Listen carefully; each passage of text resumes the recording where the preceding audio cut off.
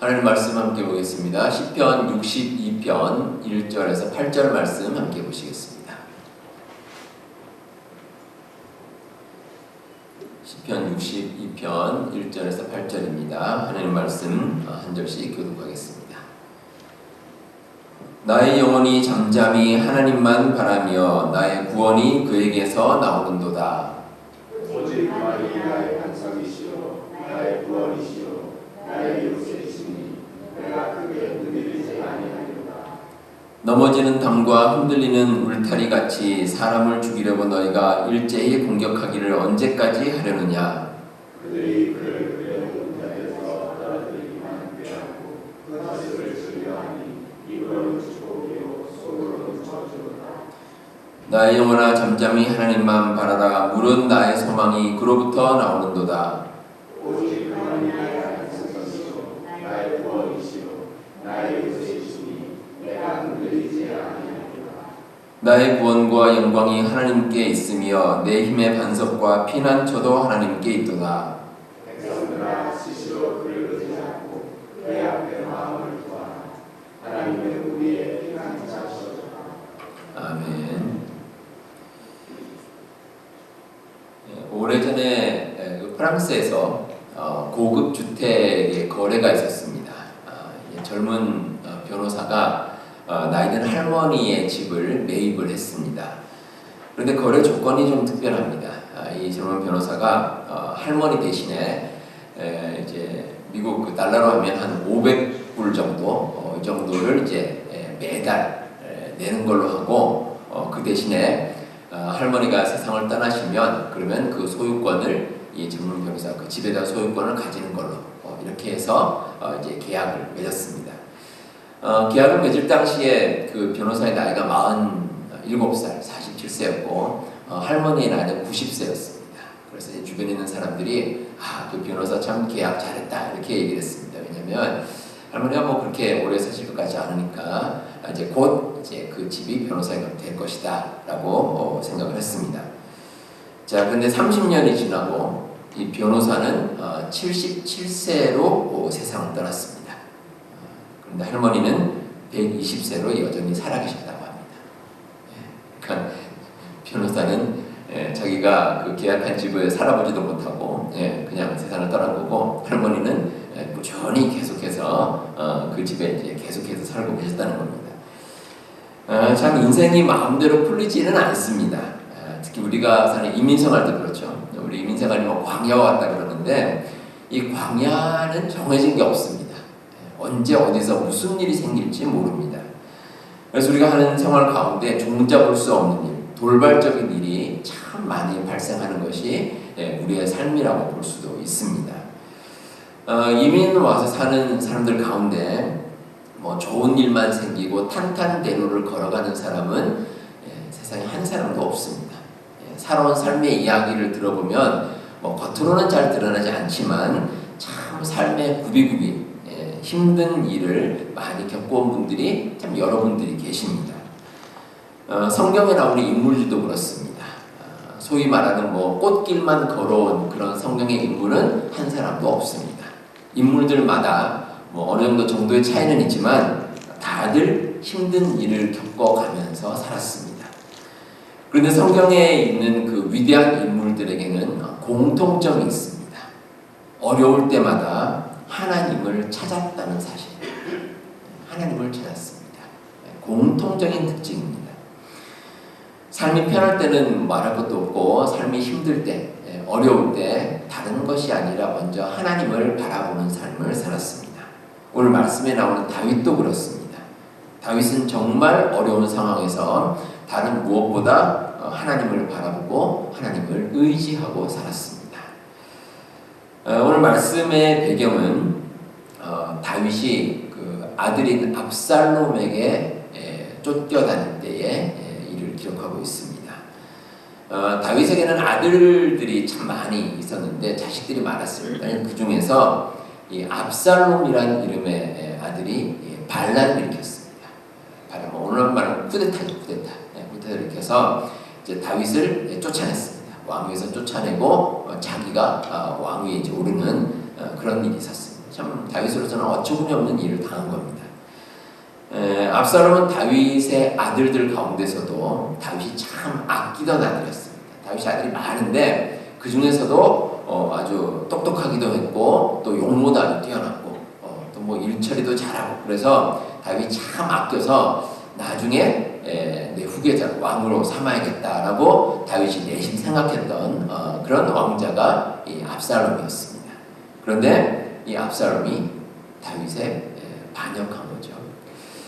더욱이 이 압살롬이 뭐 우연한 기회를 잡아서 다윗을 쫓아낸 그게 아닙니다. 정말 오랜 시간 치밀하게 계획을 세웠습니다. 성경에 보시면 아주 차근차근 계획을 세워서 다윗을 쫓아내게 그렇게 이제 만들려고 아주 오랜 시간 준비하고 계획하고 결정적인 기회가 왔을 때 다윗을 쫓아내버렸습니다. 그러니까 다윗이 나중에 그 사실을 알게 되죠. 얼마나 마음이 아프겠습니까? 만약에 이제 뭐 적군이 침략을 했으면 아마 대비라도 했을 겁니다. 그렇지 않겠습니까? 이제 전쟁 준비하는 거 보면 이렇게 대비해야지 하고 이제 막아낼 수가 있는데 자기가 그렇게 애지중지하던 아들이었는데 어느 날 갑자기 휙 돌아서서 자기를 배신하니까 다윗이 방법이 없습니다. 맞서 싸울 수도 없고 급하게 이제 도망치면서 이제 자기 목숨만 겨우 부지하는 그런 상황이 됐습니다. 자, 그렇게 막 도망을 치다가 이제 숨을 돌리면서 지은 시가 바로 오늘 말씀에 기록된 시입니다. 자, 오늘 말씀을 보시면 우리가 다윗의 마음이 어떤지 대충 짐작할 수가 있습니다. 일단 참 처량합니다. 자기 신세가 얼마나 처량하겠습니까? 믿었던 아들에게 배신을 당하고 그냥 헐레벌떡 도망치는 그런 모습이니까 좀 처량하고 힘듭니다. 그런 상황에서도 다윗이 1절에 고백하기를 나의 영혼이 잠잠히 하나님만 바라며 나의 구원이 그에게서 나오는도다 이렇게 이야기를 하고 있습니다. 하나님만 바란다는 것은 하나님만 생각하고 하나님만 의지하겠다는 겁니다. 자, 이 구절을 영어 성경 NIV에 보면 God alone 이렇게 되어 있습니다. 그러니까 하나님만 유일하게 바라본다라는 뜻입니다. 자, 그러면 다윗이 왜 하나님을 바라볼까? 다른 것은 바라볼 것이 없기 때문입니다. 뭔가 의지할 만한 게 없습니다. 혹시라도 자기가 의지하고 좀 내가 도움을 받아야 되겠다, 도움을 받을 수 있겠다라고 생각하는 뭔가가 있으면 그래도 한번 생각을 해볼 텐데 아무것도 없습니다. 그렇기 때문에 하나님만 바라볼 수밖에 없습니다. 자, 일단 다윗의 아들들이 많이 있죠. 다윗의 여러 아들들이 많이 있는데 그런데 그 중에서 가장 아끼던 아들에게 배신당했습니다. 그러다 보니까 다른 아들들에게 도움을 요청할 명목이 없습니다. 뭐라고 그러겠습니까? 아들들이 많이 있지만 도와주지도 않겠지만 그 아들들에게 말할 수가 없습니다. 아들들은 그렇다 치고 신하들도 그렇습니다. 신하들이나 아니면 군대 장군들이나 다 마찬가지입니다. 이 사람들이 대부분이 다윗을 버리고 압살롬에게로 가버렸습니다. 다윗이 참 황당한 일이죠. 보통 이 전쟁을 할 때 이 왕이 이제 군대 장군들하고 같이 나갑니다. 이제 그러다 보면 서로 유대 관계가 형성이 되고 참 친밀한 관계가 됩니다. 이제 그렇게 친밀해서 믿었던 그 신하들 장군들이었는데 압살롬이 배신하니까 다윗을 떠나버렸습니다. 그리고 대부분이 압살롬에게 가버렸습니다. 다윗이 참 참담한 현실입니다. 그리고 마지막으로 백성들도 그랬습니다. 물론 그 백성들의 민심이라는 게 있죠. 민심이라는 것이 언제 어떻게 변할지 모릅니다. 그래서 우리가 왜 대통령 선거를 봐도 어느 때는 민주당이 됐다가 어느 때는 공화당이 됐다가 이렇게 왔다 갔다 하는데 왜 그러면 민심이 달라서 그렇습니다. 잘 변하죠. 그게 민심입니다. 그런데 그럼에도 사실 다윗이 이스라엘 백성들에게 잘못한 게 별로 없습니다. 특별히 백성들을 억압했다거나 백성들의 물건을 탈취했다거나 이런 게 잘 없습니다. 그냥 백성들에게 잘해줬습니다. 그런데 백성들의 마음이 다윗에게서 돌아섰습니다. 그러니까 다윗이 어느 한 곳에 의지할 데가 없습니다. 도움을 받을 데도 없고. 그래서 다윗이 유일하게 바라보는 것이 하나님만 바란다. 이렇게 고백하고 있는 겁니다. 자, 다윗이 하나님 바라보는 것, 그런데 그럼에도 쉽지가 않습니다. 왜냐하면 다윗이 생각하기에 가능성이 그렇게 많지 않기 때문에 그렇습니다. 다윗이 드리는 기도 가운데 여러분들 잘 보시면 다윗도 알고 있습니다. 자기 형편이 그렇게 녹록지 않고 또 다시 한번 왕위를 회복하는 것도 쉽지 않고 그건 고사하고 지금 당장 목숨을 부지하는 것 자체가 그렇게 쉽지 않다는 거 다윗도 잘 알고 있습니다. 근데 우리가 어려운 상황이 되면 참 여러 가지 마음이 흔들리죠. 마음이 흩어지고 도대체 내가 이런 상황에서 어떻게 이 어려움을 이겨내야 될 것인가 참 답답할 때가 많이 있습니다. 그런데 우리의 신앙생활도 그렇습니다. 우리 여러분들 우리가 하나님 믿고 신앙생활을 해나가는 가운데 우리의 생각에 소망이 없다고 여겨질 때가 있습니다. 앞이 잘 보이지 않고 과연 이런 상황에서 어떻게 이 어려움을 헤쳐나갈 수 있을까? 우리의 마음이 참 답답할 때가 분명히 있습니다. 하지만 그런 순간에도 하나님께서는 우리와 함께 하십니다. 반드시 함께 하십니다. 세상에서는 우리가 의지할 때가 마땅치 않고 우리가 기댈 때가 분명하지 않습니다. 그럼에도 불구하고 하나님께서는 그래도 우리와 함께 하신다는 겁니다.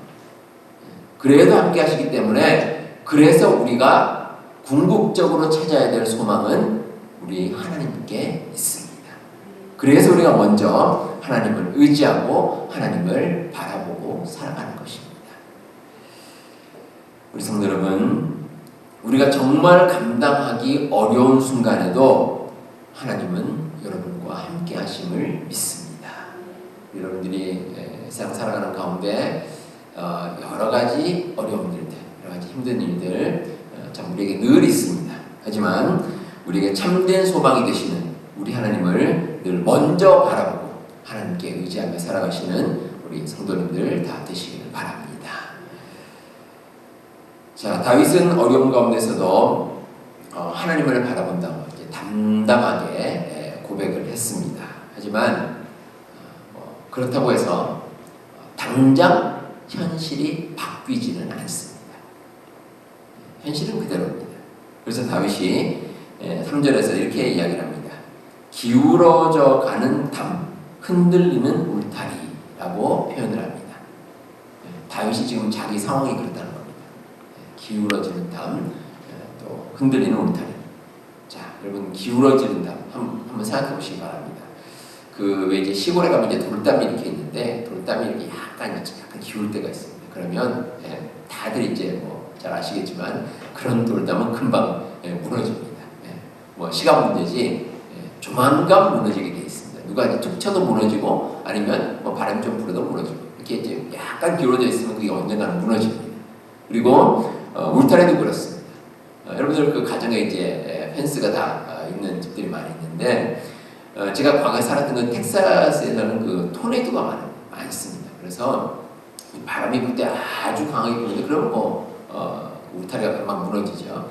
우리가 살고 있는 시카고도 그렇습니다. 시카고도 그 도시 별명이 윈드시티, 아주 바람이 많이 부는 그런 도시인데 시카고도 바람이 아주 셉니다. 그래서 제가 사는 집도 일전에 그 담장이 좀 펜스가 이제 울타리가 무너져서 옆으로 이렇게 기울어져서 이제 와가지고 이제 고치셔서 다시 이렇게 세워놨는데 뭐 바람이 강하게 불면 뭐 울타리는 무너지게 돼 있는데 어쨌든 그렇습니다. 근데 울타리가 흔들리죠. 약하면 약하고 흔들리게 돼 있습니다. 근데 다윗의 현재 상황이 그렇습니다. 지금 다윗이 이제 자기 자신의 모습을 돌아보니까 마치 기울어지는 담과 같고 흔들리는 울타리와 같다. 다 그 모양입니다. 언제 어떻게 될지 모르고 곧 이제 쓰러질 것 같은 그게 이제 다윗의 모습입니다. 자, 다윗은 자기의 현실을 누구보다 잘 알고 있습니다. 왜냐하면 다윗이 이미 사실 산전수전 다 겪은 왕입니다. 지금까지 여러 가지 일을 겪어보니까 이쯤 되면 곧 나도 힘든 일을 겪겠구나. 왜냐하면 뭐 행정적으로나 정치적으로, 사회적, 군사적으로 자기가 믿고 의지할 데가 없습니다. 뭔가 그래도 다시 한번 일어서려면 뭔가 이제 발판이 되는 뭔가 있어야 되는데 그런 게 없습니다. 그러다 보니까 다윗 생각이 지금까지 경험으로 봐서 이제 이런 경우는 머지않아 큰 일을 당하겠구나라고 이제 자기도 생각을 했던 겁니다. 근데 다윗은 이런 상황을 그냥 솔직하게 받아들였습니다. 뭐 긍정도 아니고 부정도 아닙니다. 그래도 잘 되겠지. 우리 이제 젊은이들이 얘기하는 희망 고문 이런 것도 아니고 그렇다고 해서 뭐 절망적인 것도 아닙니다. 그냥 사실을 있는 그대로 받아들였습니다. 그런데 그럼에도 다윗이 생각한 것이 있습니다. 그 현실을 하나님께 맡긴 겁니다. 현실을 하나님께 맡겼습니다.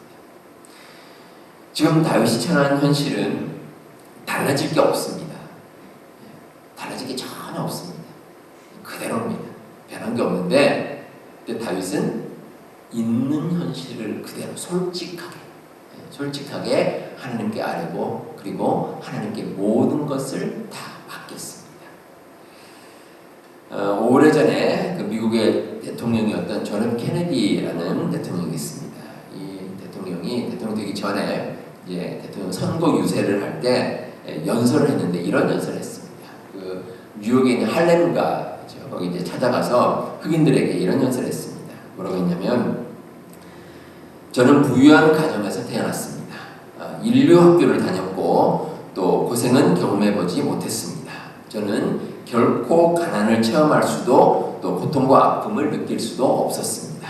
그래서 저는 지금 아는 채 할 수는 없습니다. 대신 여러분들의 심정과 삶을 대변할 그런 사람을 세워서 여러분들을 위해 일할 수 있도록 제가 열심히 돕겠습니다. 이런 연설을 했습니다. 이 케네디가 살아온 삶이 아주 부유한 가정에서 태어나서 아주 넉넉하게 별 어려움 없이 자랐습니다. 그게 현실입니다. 현실을 바꿀 수는 없습니다. 자기가 넉넉하고 부유하게 살았는데 가난하게 다시 살고 이런 일은 있을 수가 없습니다. 하지만 현실은 현실이지만 그래도 그 현실 가운데서 그래도 누군가를 위해서 힘든 사람을 위해서 자기가 할 수 있는 모든 노력은 다 해보겠다라고 솔직하게 이야기를 한 겁니다. 다윗이 그렇습니다. 다윗이 현실을 인정했지만 그러나 그 현실 가운데서도 해결책을 하나님께 찾았습니다. 자기의 모든 어려움, 힘든 점들 다 하나님께 내려놓고 하나님께서 인도해 주신다는 것을 믿고 하나님을 의지하고 살아갔던 것입니다. 물론 하나님 바라보는 다윗의 마음이 그렇게 편하지는 않았을 겁니다. 왜 그러냐면 여러분 한번 생각해 보시기 바랍니다. 다윗이 이제 하나님께 선택을 받고 이제 왕이 되고 지금까지 오랜 세월을 살아왔습니다. 근데 그 세월 동안에 다윗은 늘 하나님께 기도하고 하나님 말씀 따라서 살아왔습니다. 다윗의 삶이 그랬습니다. 하나님과 반대편에 서거나 하나님 말씀을 거역하거나 이런 일이 거의 없이 정말 하나님과 함께하는 그런 삶을 늘 살아왔다는 겁니다. 자, 그러면 다윗의 마음에 어떤 생각이 들겠습니까? 내가 그래도 지금까지 하나님 믿고 하나님 말씀 따라 그렇게 열심히 잘 살아왔는데 그러면 하나님께서 내 삶을 좀 평탄한 길, 좋은 길로 인도해 주시지 않겠는가라는 생각이 분명히 있었을 겁니다. 그렇지 않겠습니까? 우리가 왜 흔히 세상에 사는 왜 본전 생각이라고 그러죠. 내가 이만큼 했으니 이만큼 받아야겠다. 흔히 말하는 기브 앤 테이크. 내가 하나님을 위해서 이렇게 살았으니 하나님께서도 나에게 이 정도는 해 주셔야 하지 않을까라고 다윗이 생각을 했을 겁니다. 그런데 현실은 그렇지가 않습니다. 현실 속에서는 너무나 힘든 겁니다. 아니 도대체 하나님이 살아계시다면 왜 이렇게 나에게 힘든 일을 주실까? 이런 생각을 다윗이 하지 않았겠습니까? 그런데 그럼에도 다윗은 정말 어려운 순간에 하나님께 맡겼습니다. 자기의 삶에 인간적인 생각이 어떠할지라도 하나님께서는 그래도 나와 함께 하신다. 그런 마음으로 하나님께 모든 것을 맡긴 겁니다.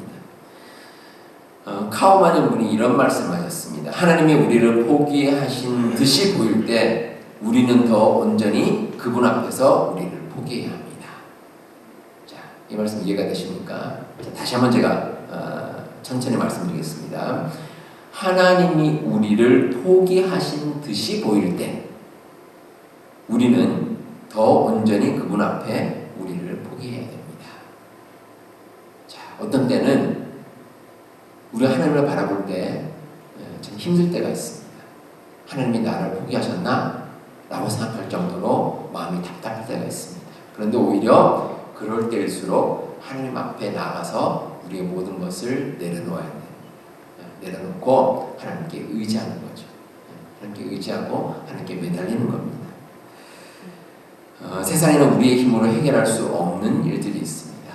근데 그런 일들이 있을 때 우리가 어떻게 더 이상 세상에 마음을 둘 수 있겠습니까? 오히려 세상적인 절망은 하나님께 나아갈 수 있는 길이 될 수가 있습니다. 우리에게 참된 소망을 주신 하나님을 통해 우리가 새로운 길을 발견하고 또 그를 통해서 하나님과 늘 함께 동행하며 살아갈 수 있는 우리 모든 성도님들 다 되시길 바랍니다. 다윗이 인간의 힘을 의지하는 사람이었다면 더 이상 소망을 가지지 못했을 겁니다. 그러나 다윗은 끝까지 하나님을 붙들고 의지했습니다. 왜냐하면 다윗에게 굳건한 믿음이 있었기 때문입니다. 그의 마음 가운데 믿음이 있습니다. 우리가 가진 믿음, 그 믿음 가운데 하나님께서 우리와 함께 하십니다. 근데 여러분, 이 믿음은 다른 사람이 주는 것이 아닙니다. 다른 사람이 가진 믿음을 내가 빌려 쓰는 것, 이게 절대 아닙니다.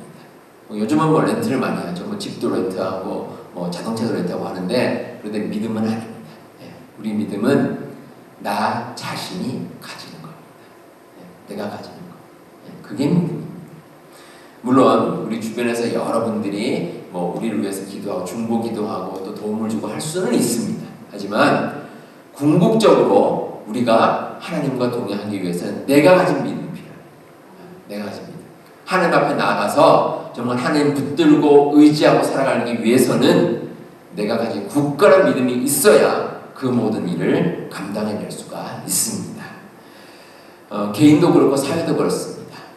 우리가 사는 땅 미국도 그렇고 우리의 조국 대한민국도 그렇고 정말 온전히 바른 길을 가기 위해서는 정말 중요한 것이 믿는 사람들의 굳건한 믿음입니다. 굳건한 믿음. 먼저 믿는 사람들이 그 믿음 가지고 나라와 민족을 위해 기도해야 그 나라와 민족이 온전히 세워질 수가 있습니다. 존 번연이 쓴 철로 역정이라는 아주 유명한 책이 있습니다. 이 책에 이런 이야기가 나옵니다. 순례자인 그리스도인이 어느 집을 방문합니다. 그런데 어떤 사람이 그 집에 벽난로에 이제 불이 막 붙고 있는데 그 불을 끌려고 막 물을 붓습니다. 물을 가져서 막 붓습니다. 그런데 이 장면을 해석하는 사람이 이렇게 얘기를 합니다. 불이라는 것은 우리 마음에 역사하시는 하나님의 은총입니다. 그리고 불을 끄려고 하는 사람은 사탄입니다. 하지만 아무리 물을 뿌려도 불은 더 뜨겁게 타오릅니다. 이렇게 얘기를 하는 겁니다. 사탄이 옆에서 벽난로에 물을 붓지만 그런데 신기하게도 불은 꺼지지 않고 계속 타오릅니다. 그래서 이 그리스도인이 궁금했습니다. 왜 그렇습니까? 그러자 이 해석하는 사람이 벽난로 뒤로 인도를 합니다. 그런데 거기에는 누군가가 계속해서 그 난로에 기름을 붓고 있습니다. 이 해석하는 사람이 이렇게 얘기를 합니다. 이분이 바로 예수님이십니다.